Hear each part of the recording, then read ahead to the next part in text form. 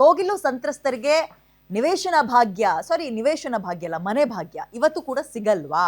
GBA ಕಡೆಯಿಂದ ಇನ್ನೂ ಕೂಡ ದಾಖಲೆಗಳ ಪರಿಶೀಲನೆ ಮುಗ್ದಿಲ್ವತ್ತೆ. ದಾಖಲೆ ಪರಿಶೀಲನೆ ಪೂರ್ಣಗೊಂಡ ಬಳಿಕ ಮನೆ ಹಂಚಿಕೆ ಮಾಡ್ತಾರೆ.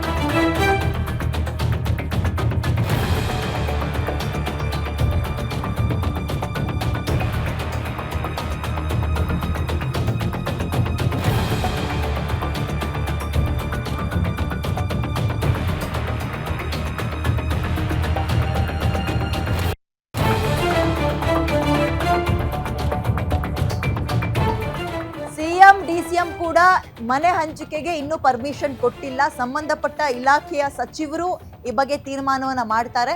ಸೊ ಕೋಗಿಲು ಸಂತ್ರಸ್ತರ ಮನೆಗಳ ಹಂಚಿಕೆ ಬಗ್ಗೆ GBA ಮೂಲಗಳಿಂದ ಮಾಹಿತಿನ ಪಡೆದುಕೊಳ್ತಾರೆ.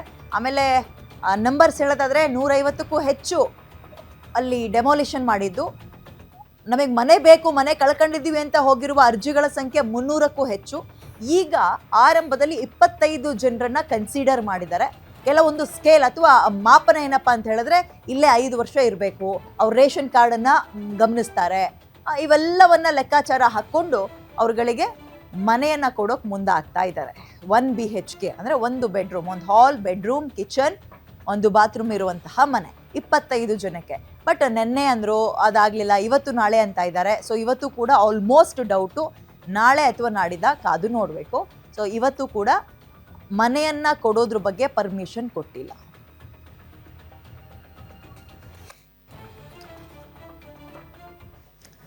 ಡೀಟೇಲ್ಸ್ ನನ್ನ ಕಲಿಗ ಉಲ್ಲಾಸ್ ನೀಡ್ತಾರೆ. ಉಲ್ಲಾಸ, ಮನೆ ಯಾವಾಗ ಸಿಗುತ್ತೆ ಅಂತ ಕಾಯ್ತಾ ಇದ್ದಾರೆ ಕೆಲವರು.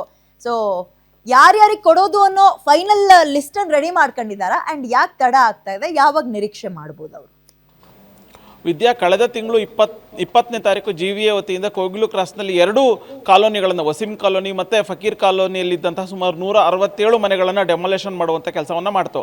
ಸಾಕಷ್ಟು ವಿರೋಧಕ್ಕೂ ಕೂಡ ಕಾರಣ ಆಯಿತು. ಸರ್ಕಾರ ಮಾನವೀಯತೆ ಆಧಾರದ ಮೇಲೆ ನಿವೇಶನಗಳನ್ನು ಕೊಡ್ತೀನಿ ಅನ್ನುವಂಥ ಒಂದು ಮಾತನ್ನು ಹೇಳಿತ್ತು. ಆದರೆ BJP ಇಲ್ಲ, ನೀವು ವಲಸಿಗರು, ಅಂದರೆ ಬೇರೆ ಬೇರೆ ದೇಶಗಳಿಂದ, ಬೇರೆ ಬೇರೆ ರಾಜ್ಯಗಳಿಂದ ಇರುವಂತಹ ವಲಸಿಗರೇ ನೀವು ನಿವೇಶನಗಳನ್ನು ಕೊಡ್ತಾ ಇದ್ದೀರಿ, ಇದು ಸರಿಯಲ್ಲ, ಸಂಪೂರ್ಣವಾದಂಥ ದಾಖಲೆಗಳನ್ನು ಪರಿಶೀಲಿಸಿ ಅನ್ನುವಂಥ ಒಂದು ಮನವಿಯನ್ನು ಮಾಡುವಂಥ ಕೆಲಸವನ್ನು BJP ಮಾಡ್ತು. ಇದ್ರ ಬೆನ್ನಲ್ಲೇ ಕಂದಾಯ ಇಲಾಖೆ ಅಧಿಕಾರಿಗಳು, GBA ಅಧಿಕಾರಿಗಳು ಎಲ್ಲರೂ ಕೂಡ ದಾಖಲೆಗಳನ್ನು ಪರಿಶೀಲನೆ ಮಾಡಿ ಅಂತಿಮವಾಗಿ 25 ಮನೆಗಳಿಗೆ 25 ನಿರಾಶ್ರಿತರಿಗೆ ನಿವೇಶನಗಳನ್ನು ಕೊಡಬೇಕು ಅನ್ನುವಂಥ ಒಂದು ತೀರ್ಮಾನಕ್ಕೆ ಬಂದಿದ್ದರು. ಮೂಲಗಳ ಪ್ರಕಾರ ಇದರಲ್ಲಿ 17 ಕುಟುಂಬಗಳು ಹಿಂದೂ ಕುಟುಂಬಗಳು, ಉಳಿದಂತಹ 7-8 ಕುಟುಂಬಗಳು ಬೇರೆ ಅಂದರೆ ವಲಸಿಗ ಕುಟುಂಬಗಳು ಏನಿದ್ದಾರೆ ಆ ಒಂದು ಕುಟುಂಬಗಳಿಗೆ ನಿವೇಶನವನ್ನು ಕೊಡಬೇಕು ಅನ್ನುವಂಥ ತೀರ್ಮಾನಕ್ಕೆ ಬಂದಿತ್ತು. ಇದಕ್ಕೆ ಪೂರಕ ಎನ್ನುವಂತೆ GBAನ ಕೇಂದ್ರ ಕಚೇರಿಯಲ್ಲಿ ದೊಡ್ಡದಾದಂಥ ಒಂದು ಕಾರ್ಯಕ್ರಮವನ್ನು ಕೂಡ ಆಯೋಜನೆ ಮಾಡಲಾಗಿತ್ತು. ಇವತ್ತು ಸಂಜೆ 5 ಗಂಟೆಗೆ ಅಥವಾ 6 ಗಂಟೆ ಸುಮಾರಿಗೆ 25 ನಿವೇಶನದಾರರಿಗೆ ಹಕ್ಕುಪತ್ರವನ್ನು, ಅಂದರೆ ನಿವೇಶನದ ಪತ್ರವನ್ನು ಕೊಡಬೇಕು ಅನ್ನುವಂಥ ಸಿದ್ಧತೆಗಳ ನಡುವೆನೇ ಕೊನೆಯ ಕ್ಷಣದಲ್ಲಿ ಈ ಒಂದು ಕಾರ್ಯಕ್ರಮ ರದ್ದಾಗಿರುವಂಥದ್ದು. ಕಾರಣ DCM ಮತ್ತು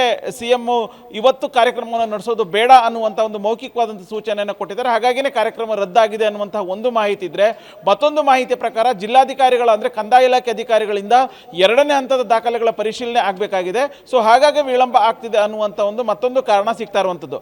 ಎಲ್ಲೋ ಒಂದು ಕಡೆ ವಲಸಿಗರಿಗೆ ಮಣೆ ಹಾಕುವಂಥ ಕೆಲಸವನ್ನು ರಾಜ್ಯ ಸರ್ಕಾರ ಮಾಡ್ತಾ ಇದೆ. ಮಾನವೀಯತೆ ಹೆಸರನ್ನು ಹೇಳ್ಕೊಂಡು ವಲಸಿಗರಿಗೆ ಈ ರೀತಿಯಾದಂಥ ಒಂದು ನಿವೇಶನಗಳನ್ನು ಕೊಡಬೇಕು ಅನ್ನುವಂಥ ತೀರ್ಮಾನಕ್ಕೆ ಬಂದಿದೆಯಾ ಅನ್ನುವಂಥ ಒಂದು ಚರ್ಚೆಗಳ ನಡುವೆನೇ ಹೈಕೋರ್ಟ್ನಲ್ಲೂ ಕೂಡ ಈ ಕುರಿತಂತೆ ಒಂದು ಅರ್ಜಿ ಸಲ್ಲಿಕೆಯಾಗಿತ್ತು. ಜೊತೆಗೆ ಯಲಹಂಕ ಪೊಲೀಸ್ ಠಾಣೆಯ ವ್ಯಾಪ್ತಿಯಲ್ಲಿ ಈ ಒಂದು ನಿವೇಶನಕ್ಕೆ ಸಂಬಂಧಪಟ್ಟಂತೆ ಅಥವಾ ಸರ್ಕಾರಿ ಜಾಗದಲ್ಲಿ ನಿವೇಶನವನ್ನು ಕಟ್ಟಿರೋಕ್ಕೆ ಸಂಬಂಧಪಟ್ಟಂತೆ ತನಿಖೆ ನಡೀತಾ ಇದೆ. ಸೊ ಈ ಎಲ್ಲ ಬೆಳವಣಿಗೆಗಳ ನಡುವೆ ಮನೆಗಳನ್ನು ಅಥವಾ ನಿವೇಶನಗಳನ್ನು ಹಂಚಿಕೆ ಮಾಡುವಂಥದ್ದು ಬೇಡ ಅನ್ನುವಂಥ ಒಂದು ತೀರ್ಮಾನಕ್ಕೆ ಸರ್ಕಾರ ಬಂದಂತೆ ಕಾಣ್ತಾ ಇದೆ. ಸೊ ಹಾಗಾಗಿನೇ ಕೊನೆಯ ಹಂತದಲ್ಲಿ ನಿವೇಶನ ಕೊಡುವಂಥ ಕಾರ್ಯಕ್ರಮ ರದ್ದಾಗಿರುವಂಥದ್ದು. ಸೊ ಇನ್ನು 2 ಅಥವಾ 3 ದಿನಗಳ ಒಳಗಡೆಗೆ 25 ಕುಟುಂಬಗಳಿಗೆ ಮೊದಲ ಹಂತದಲ್ಲಿ ನಿವೇಶನದ ಪತ್ರ ಸಲ್ಲಿಕೆ ಆಗುವಂಥ ಸಾಧ್ಯತೆಗಳಿರುವಂಥದ್ದು. ವಿದ್ಯಾ, ಓಕೆ, ಥ್ಯಾಂಕ್ ಯು ಉಲ್ಲಾಸ್ ಡೀಟೇಲ್ಸ್ಗೆ.